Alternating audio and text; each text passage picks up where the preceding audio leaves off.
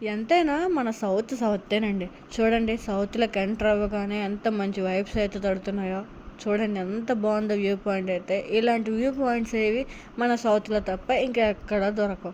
ఎక్కడికి వెళ్ళినా కంటిన్యూగా బిల్డింగ్సే కనపడతాయి గానీ, మనలాగా ఈ గ్రీనరీ, ఈ మంచు కొండలు ఇవేమి ఎక్కడ కూడా కనపడవు. సో, నేనైతే ఇంకా ట్రైన్‌లోనే ఉన్నాను. ఇది నా సెకండ్ డే జర్నీ. మా వాడైతే నైట్ మొత్తం అస్సలు పడుకోలేదు. స్లీపర్ కదా! అంత కంఫర్టబుల్‌గా లేదు. సో, స్టేషన్ వచ్చే పావుగంట ముందైతే లేచాడు. మొత్తం తంటలు పడి మేమైతే ఏదో విధంగా బయటకొచ్చేసాము. ఇంటికి కూడా వెళ్ళిపోయాం. నెక్స్ట్ డేనే మా ఊర్లో అమ్మవారి పండుగ అయితే ఉంది. అదే పసుపు కుంకాలు ఇస్తారు కదా! అలా పసుపు కుంకాలే కదా అని లైట్‌గా తీసుకోవద్దు. సాయంత్రం అయితే సారి ఊరేగింపు ఉంటుంది. మీకు తెలుసో తెలీదో ఆ వీడియో తీసి నేనైతే పక్కాగా రేపు పోస్ట్ చేస్తాను. తప్పకుండా చూడండి. చూసి సబ్స్క్రైబ్ కూడా చేసుకోండి. ఓకేనా? ఇది మా ఊర్లో జరుగుద్ది. మీ ఊర్లో కూడా ఇలానే జరుగుద్దో లేదో నాకైతే కామెంట్ చేయండి. ఇంకా ఏమైనా డౌట్స్ ఉన్నా కూడా అడగొద్దే అసలు. ఎందుకంటే నాకు అంతగా ఏం తెలియదు అనమాట వీటి గురించి.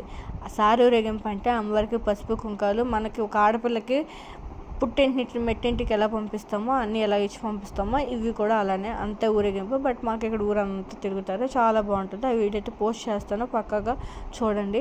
అలాగే వెళ్తే నా ఛానల్ని కూడా సబ్స్క్రైబ్ చేసుకోండి. చూస్తున్నారు, వ్యూస్ వస్తున్నాయి, కానీ సబ్స్క్రైబ్ చేసుకోవట్లేదు. ఏంటో ఏం అర్థం అవ్వట్లేదు.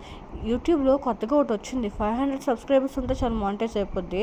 3000 హవర్స్ ఉన్న 4000 హవర్స్ ఉన్న మానిటైజ్ అవుద్ది. నాది అది కంప్లీట్ అయింది. సబ్స్క్రైబర్సే లేరు. సో, మీరు కొంచెం హెల్ప్ చేస్తే అది కూడా ఫుల్ఫిల్ అవుతుంది. ప్లీజ్ అబ్బా, అంతా మీ మీద ఉంది. కొంచెం సపోర్ట్ చేయండి. ఓకేనా? Thank you. బాయ్.